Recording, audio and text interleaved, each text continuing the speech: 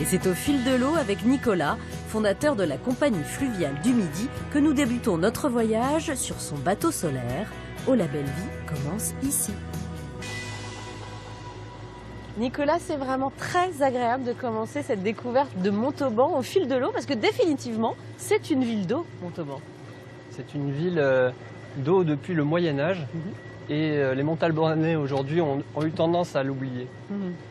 Mais si tu regardes sur le mur qui soutient le quai de Villebourbon, tu peux encore voir les anneaux auxquels s'amarraient les bateaux avant le 19e siècle. Et ces escaliers qui descendent sur la berge, ils permettaient aux haleurs de remonter sur les quais et d'amarrer les bateaux, et également aux ateliers de descendre leur cargaison jusqu'au bateau, puisque ici on avait des entreprises de textile qui produisaient notamment une laine spéciale qui servait aux habits des Canadiens, figure-toi. D'accord. Voilà. Okay. Et au 19e siècle, c'est le charbon qui prend le relais. On va étendre le secteur navigable jusqu'à Albi, Saint-Juéry. Et de là, on va charger le charbon des mines de Carmaux pour le ramener vers les grandes villes, vers Bordeaux, vers Toulouse et Montauban, avec la liaison qu'on a au niveau du canal de Montèche, juste au-dessus de ce petit barrage. Oui, parce qu'on parle du Tarn, mais il n'y a pas que le Tarn alors. Exactement. Ici, on est la première ville à avoir bénéficié de la connexion avec le canal latéral à la Garonne, le prolongement du canal du Midi entre Toulouse et Bordeaux. Comment s'appelaient les bateaux traditionnels qu'on retrouvait sur le Tarn? Alors avant les écluses qui sont arrivées aux alentours des années 1830, c'était des embarcations assez petites qu'on appelait des flûtes du Tarn, qui disposaient d'un mât, d'une voile. Le mât servait aussi à accrocher les cordes de halage qui permettaient aux haleurs de tirer l'embarcation depuis la berge. Et tu comprendras en regardant le chemin de halage qui est très très étroit que c'était absolument impossible d'y faire passer les bêtes. Donc c'était un halage à col d'homme, à la force humaine. Vraiment force humaine, avec des hommes tractaient les bateaux depuis les berges? Oui, des hommes, des femmes et des enfants. Hein. À l'époque, le droit du travail, c'était pas trop ça.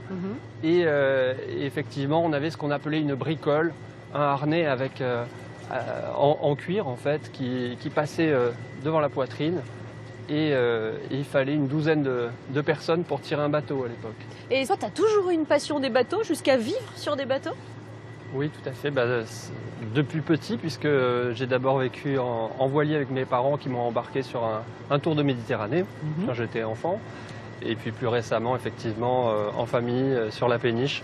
Et aujourd'hui, c'est un mode de vie que j'ai embrassé à 100% en faisant aussi mon activité. Alors, ce bateau-là sur lequel nous sommes, c'est toi qui l'as construit? Alors, pas complètement. C'est moi qui l'ai conçu en l'état. À la base, c'est un petit bateau de pêche. Mais on l'a aménagé comme un petit bateau à passagers confortable qui a l'avantage d'être 100% alimenté par l'énergie solaire. Et ça nous permet d'explorer des secteurs où on n'a pas de quoi se brancher et où on ne va pas polluer. Par exemple, on navigue en rivière Aveyron où on a le droit qu'au bateau électrique.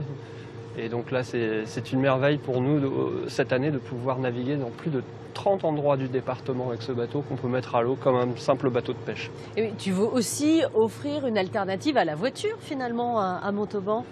J'ai un petit projet de navette fluviale dont la mairie est au courant. Ça suit son cours.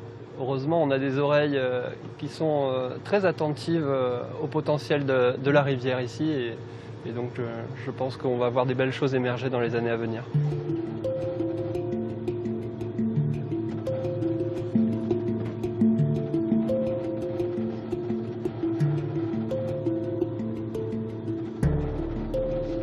Ce qui est extraordinaire ici, c'est qu'on a l'impression d'être en pleine nature et en même temps on est en centre-ville. Et on longe l'île de la Pissotte avec tous les oiseaux pêcheurs. Ici, c'est une zone de reproduction qui est protégée, donc ils sont tranquilles à l'abri. Et cette petite forêt là, c'est ce qu'on appelle une ripisylve.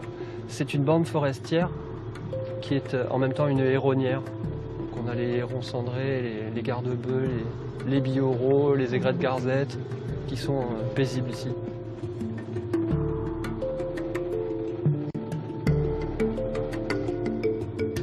Retour tout en douceur sur la terre ferme où m'attend Joséphine. Passionnée d'histoire, cette amoureuse de Montauban m'a proposé de me faire découvrir sa ville. Ça va Joséphine? Ça va Sophie, et toi? Ça va très bien, c'est gentil d'être venue me chercher. Mais avec plaisir. Tu vois, cette balade commence bien Ah, super. Allez, je vais t'aider. Merci. Alors, hop, Merci beaucoup. hop. Merci beaucoup, Nicolas. Salut, à bientôt.